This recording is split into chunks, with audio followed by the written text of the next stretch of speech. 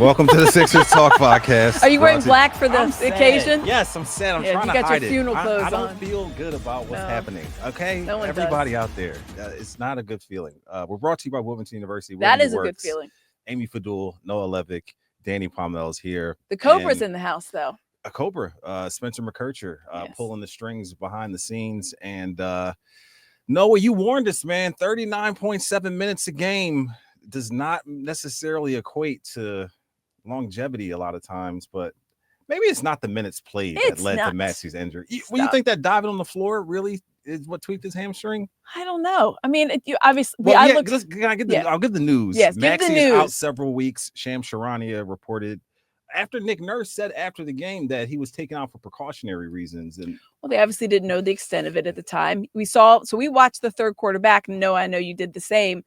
And looking for any kind of indication. The only times that I saw with my eye, and obviously I'm not at the game, so I can only take what the feeds give me, is late in the third, you saw him kind of grabbing his hamstring. They were on this end of the court, the opposing end, and then when they went back down, from the wall, right? Away from the wall, yes. And then he grabbed it again when they were down on their end of the court, just kind of like gingerly at the top of the key. And then once when he made another cut, he kind of grabbed it, and then you saw him gingerly walking off the court and did not come back for the fourth quarter. So it's hard to say when it happened. And it did, it did look like maybe it was just soreness or something that he just tweaked. And so I think when Nick Nurse said, yeah, it was precautionary, we didn't know what it was and we left him out. But to see that it's now a couple of weeks, a hamstring injury, you just don't want to take any chances with at all. But what was your take on it, No? Yeah, like I agree. There's flukiness with most injuries, but just the probability game is when you're leading the NBA in minutes per game and also being tasked with carrying an entire offense, there's greater odds that you're going to injure your hamstring and have those sort of soft tissue issues, unfortunately. I even think back a little to when we were in the thick of the NBA's COVID-19 era and teams having to, be down several key players. There were ripple effects with hamstring injuries, ankle injuries, all this stuff that no one wants to see. And yeah, the Sixers even more shorthanded now, and we're going to have to wait even longer to see the star trio on the court. So hard to imagine a more bleak situation for this team. They are tied with the Bucks and Jazz for the worst record in the NBA. And oh, by the way, another all-star on the sidelines for the 76ers. 1-6 on the season. Maxey finished with 12 points in 32 minutes, and I thought this was interesting, which I didn't know. Only Luka has put up more shots this season than Tyrese Maxey. So you talk about carrying the load, just the minutes volume. played. Yeah, the volume. Of shots this guy's putting up to average this almost 30 points a game. It's a lot, and yeah, he's young, and he should be able to, be, free and spry and all that, but it just is frustrating to have to deal with this yet again. We do know Joel Embiid will be back November 12th on the court for the NBA Cup. Amy nailed it in our group chat because she said, that the fact that he gets a 3-game suspension, they're on this 3-game road trip, they activate him, for the Phoenix game. All of a sudden the clock starts ticking on the suspension, and he comes back at a home game, a big national game with the NBA Cup, a battle with the Knicks, but we will not have Tyrese Maxey for that. Hopefully Paul George will be on the floor. And is that a back-to-back? Is that no? Okay. Well, first leg, second leg, you got the Cleveland Cavaliers. Yes. Okay. Who are undefeated, by the way, 9-0 right now. The Cavaliers 9-0. This team could be 1-9. Joel's back, and he's going to go against Karl Anthony Towns in the Knicks. But you got to imagine he's going to be on a minutes restriction, right? Oh, he'll be definitely on a minutes restriction for sure. Full game. Yeah. But the minutes will be when Cat's out there. Those are the minutes he'll be playing. And you lose so much of the opportunity for this team to gel, to unify, to play together, particularly these 3 all-stars. And I think they have a game in between. They have obviously they have 2 games. They have 2 more games before that game, though. So you might be what's the Hornets right here. And the Lakers on Friday. There you go. The Lakers are banged up. No Anthony Davis. Lakers, of course, are 3-0 at home. I don't know. I'm trying to look for any kind of. You're wearing funeral clothes, Daniel. I'm trying to help you out here. There's a jacket that goes with this suit. Yeah, the black one. The black jacket. I mean, but can we? like, Noah, you said it jokingly, like maybe you weren't joking. I mean, you were being serious that you can't imagine a worse start to the season. I mean, it's bleak. All the fun and excitement from that Bahamas trip and the training camp is difficult for Sixers fans right now. Only 12 teams in NBA history. Let me get the stat right, because I want to share this so people can process it. Only 12 teams in NBA history started the season 1 or 6 or worse and made the playoffs, and that's where the Sixers stand right now. So, can they be team number 13? So you're saying there's a chance? Can they be team number 13? There's a chance. I mean, again, being pretty serious, I think a sincere silver lining is none of these injuries or absences are projected to be long-term. So it's not like they've been hit yet with the news that anyone's out for the season or out for months. So yes, you can still project ahead and say a team with 3 all-star players should be able to gain some ground in the standings and start gelling at some point. But it's all very theoretical and obviously not a concept that anyone's going to buy very much until we actually see it out there. But yeah, sure. I would have to imagine that compared to the average 1-6 team, the Sixers are more talented. I think that's a hard point to argue. It is 3 in the last 25 seasons, says our producer Spencer McKercher. So that makes the odds, Amy, you've been doing the mixed fractions and all that. Can you break that down for us with that? The chances are 3 over 25 with this. It's not good. Not good. It's a no good. It's a no good. But yeah, Paul George returning to his old team, another storyline last night. And, part of my frustration with today's podcast is like, this should have been a short, tight podcast. Should have been like great, good times. There's been one game between the last podcast, but here we are with this cavalcade of stuff to talk about just because of the ramifications or, the hamstring could linger. Like Amy talked about last night, Paul George was at his old stomping grounds. The Intuit Dome looked fantastic. He never played in that one though. Yeah, that thing's funky. The Intuit Dome looked fantastic. The wall was cool. He was booed every time he touched the ball. I think the fans turned their backs when he was announced. I saw that. Did he deserve that though? He's a little heavy-handed for a guy. He wanted to stay. He just wanted an extra. So you're telling me, Clippers fans, if somebody offered you 3 years, $120 million, and then they offered you 4 years, $160 million, you're 160, whatever. Like, I don't understand. I get it, but I don't get it. Like, he's always spoken very highly of the organization. He did it as well afterwards and said, listen, I really liked it here. It didn't work out for me to stay here. To the Western Conference Finals. But maybe they're just frustrated because they're stuck with only James Harden. Though they're stuck also with Norman Powell, a player that I remember we looked at for the Sixers a year or two ago. He was boogieing last night. That's a nice player. Kawhi is not as much miss when you have Norman Powell out there getting the buckets the way he's getting. Obviously, I'm sure they'd rather have Kawhi, who was an all top 75 all-time player. But that Clippers team has some talent. They got some young talent. I think Norman Powell's been in the league a lot longer than people realize, but he's really kind of come into his own. But I was surprised that they booed him that much. Of course, I was surprised that the Sixers fans booed Tobias that much. I thought they'd give him a couple of razzes and then let it go, but they gave him the Ben Simmons treatment, and that's what Paul George got, was the Ben Simmons. We're gonna boo you every time you touch the ball. Yeah, five years for him there. I mean, I think it was openly contentious this offseason. I didn't expect anything different. I think absolutely, like, I can understand Paul George's end of it, not being thrilled with the reception, hometown kid who did his best there, but it's a team that did have really high expectations in several of those years, never got over the hump. And then in a spot where many people just assumed he would stay home and find a way to work it out with the Clippers, he bolted for the East Coast. So, I think in many a city, Philadelphia included, he would have been booed if the circumstances were identical. Fair. Oh man, the Sixers here, 1-6 on the season. The Bucks and Jazz actually play each other. So someone will have two.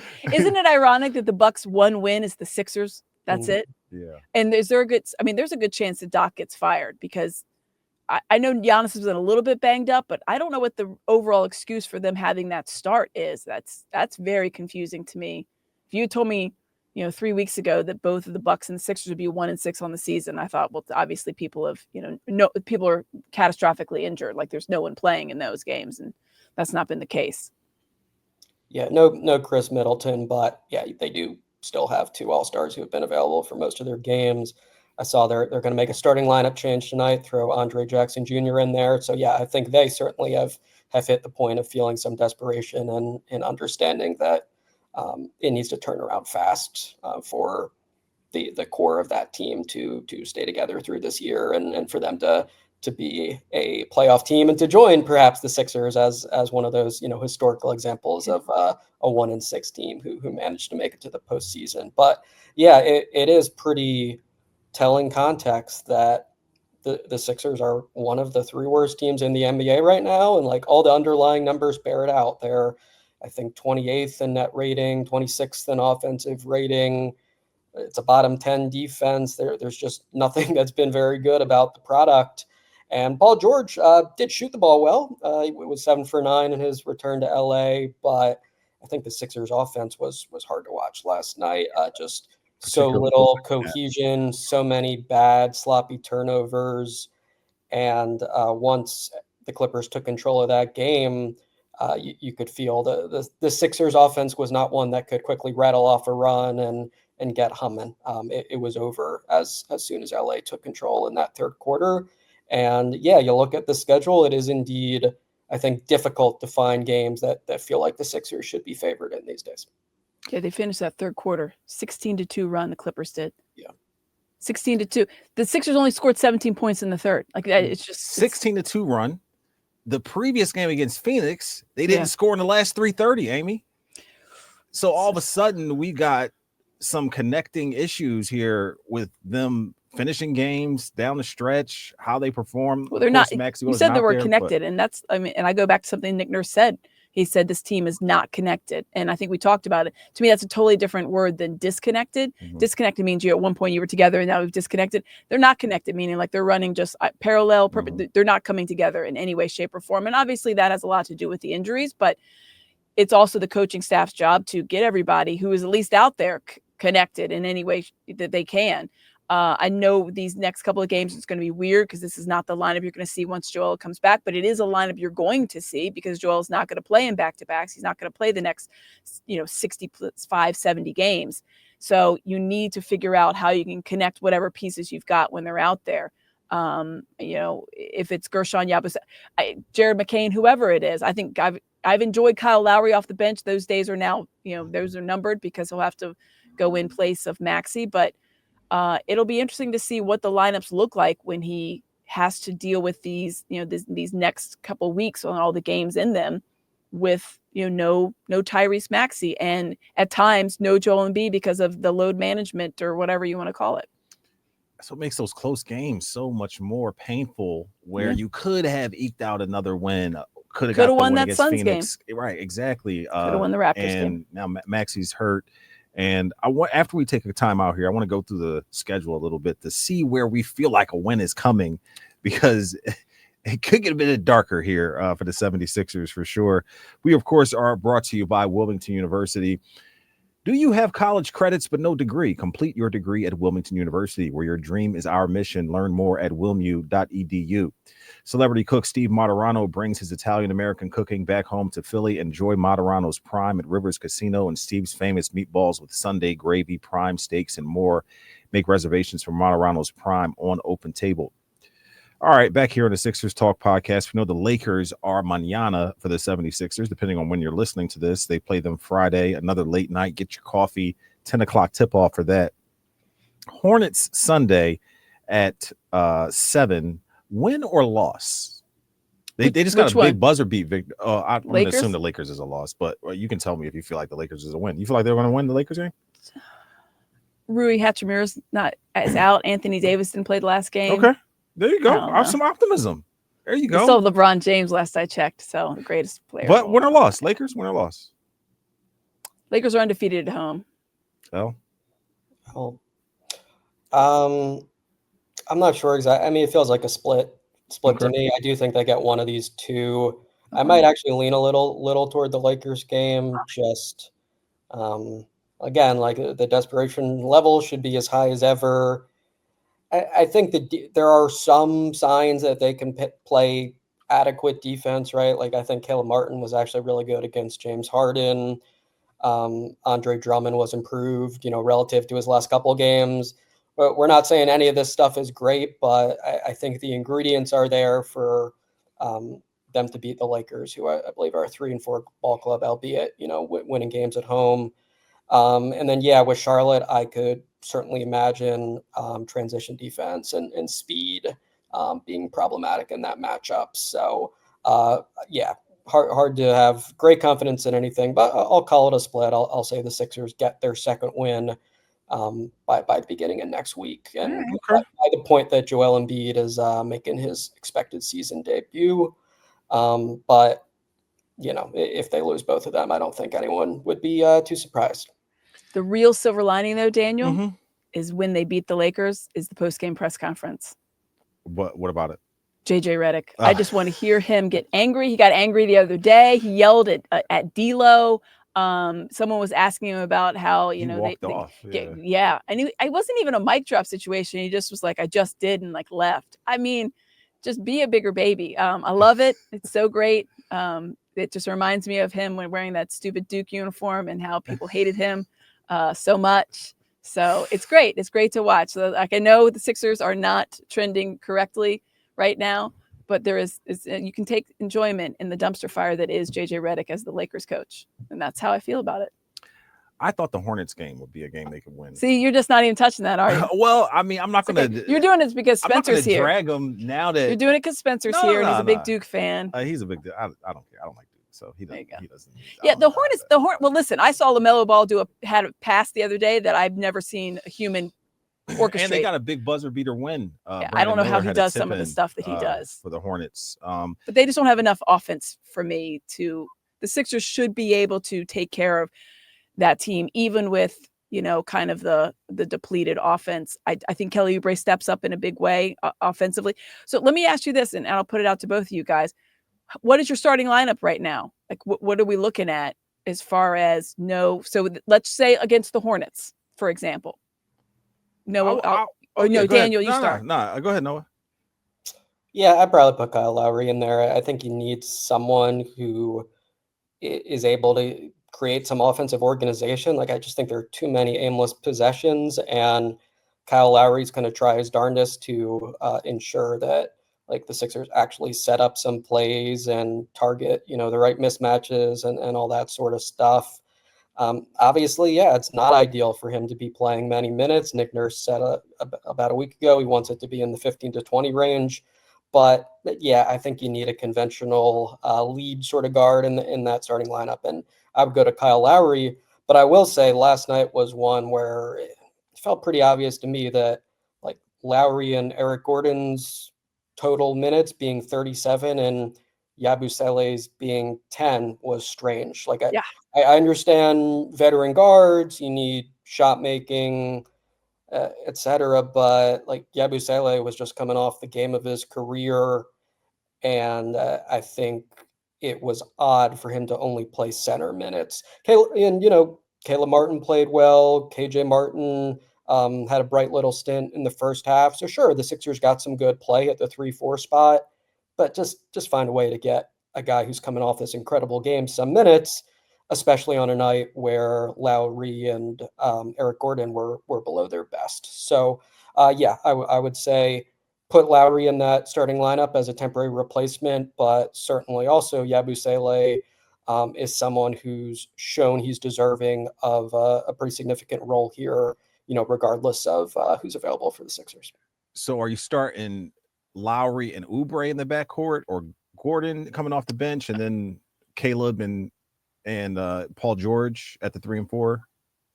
Just Lowry for Maxey, yeah. So, okay, gotcha. I mean, obviously Kelly Oubre hasn't actually had a good game last night in terms of scoring. I think his start to the season overall has not been great. I think there's been some unfocused moments. There's been some rough shooting nights, etc.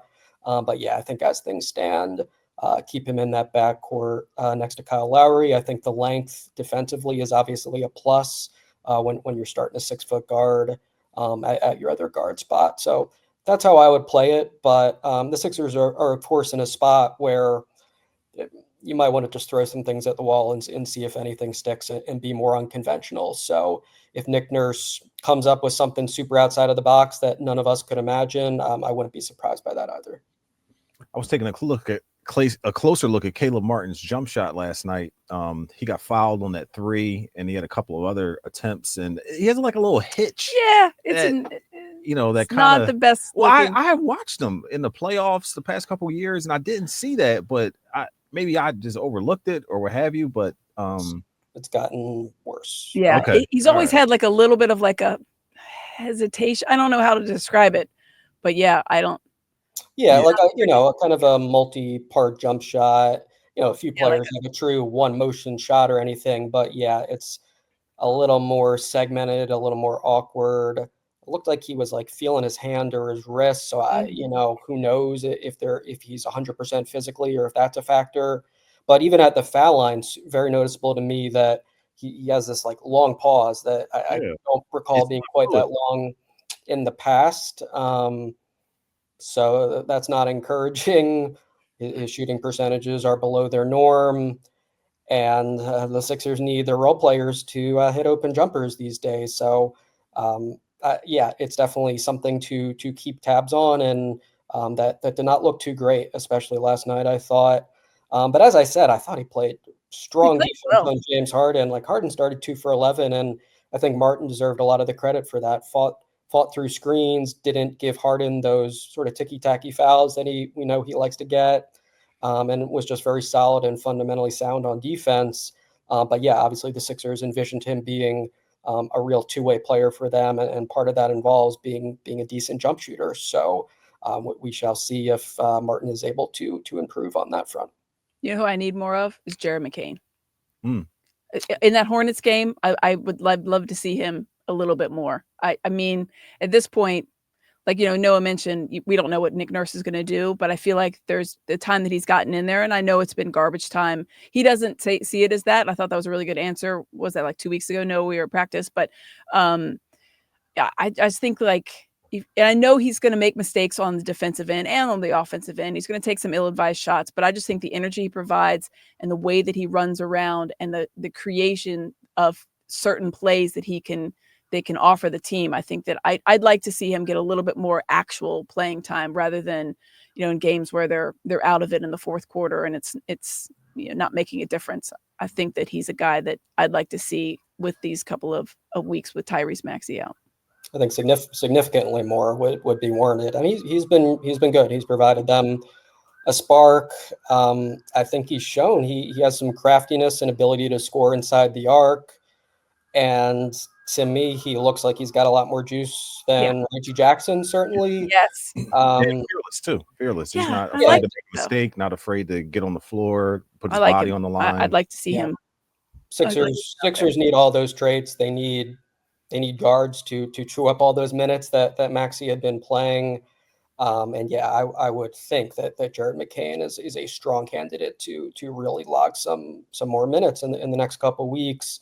And I'm kind of curious how else it'll play out with taking up all those minutes. I wouldn't be surprised if Jeff Doughton Jr. is active for these games and maybe get some spot minutes, because again, Reggie Jackson just has not been trusted in Nick Nurse's rotation yet.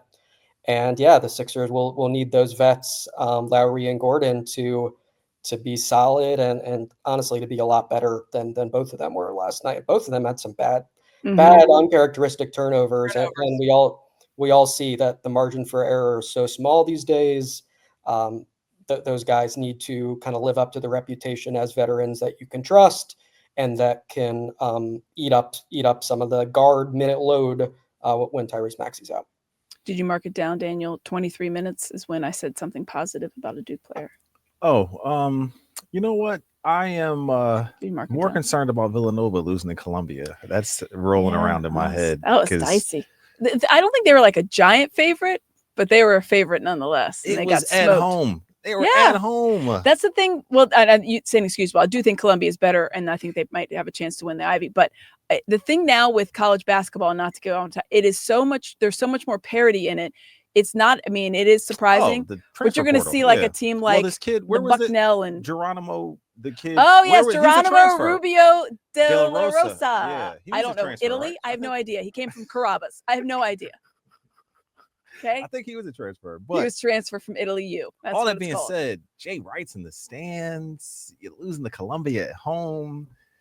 Kyle Neptune, man, bro, got to get it together. I think he realizes. Of course, that. he listens to the Sixers Talk podcast. Of course he does. He That's what we're going to do. That's what we're going to do. Our next Sixers Talk podcast, we'll dive into the college basketball ranks and see what's going on. We're talking about Nova losing to Columbia. I turned right to look out and Sean Kane. Oh, yeah. That was a rough one for him. He did not enjoy that one at all. Sure, yeah. I'm sure he went to bed early last night. But hey, we all got to go. A lot of stuff going on here at NBC Sports Philadelphia. We're everywhere and then some. It's like dark at Noah's house because it's like 4 o'clock and so it's pitch black outside. I'm sure you share my frustration out there, folks. A weird trickle-down effect going on to the Sixers. Paul George and Joel Embiid are out. More George is back for Maxey, but I'm saying just what's transpired since the season started. It's like, yeah. Can we talk about though that Joel Embiid has gotten a technical foul, fine, and a suspension, and he's not even taken the not court. Even stepped on the court. It reminds me of the line in Friday, like how are you going to get fired on your day off? Right. It's just amazing. You're stealing boxes, man. What are you thinking? What are you thinking? I love it. I'm here for it. But he's back on Tuesday. And that's when I guess we'll see everybody again. We'll see everybody next week. Right? Another place for optimism. Noah Levick's work on NBC Sports Philadelphia.com. He is thorough. He is succinct. He gets to the points and he lays things out in a way that everyone can understand. Check out him on NBC Sports Philadelphia.com and for all the latest Sixers stuff. Some late nights these past few nights for you, Noah. You good? Everything, the juice is still flowing? Always good. Yeah, always have to have enough juice to write about the Sixers. So, yeah, no concerns there. But yeah, it has felt kind of appropriate just day after day as their season turns more and more negative that they are playing games when it is, the wee hours on the East Coast.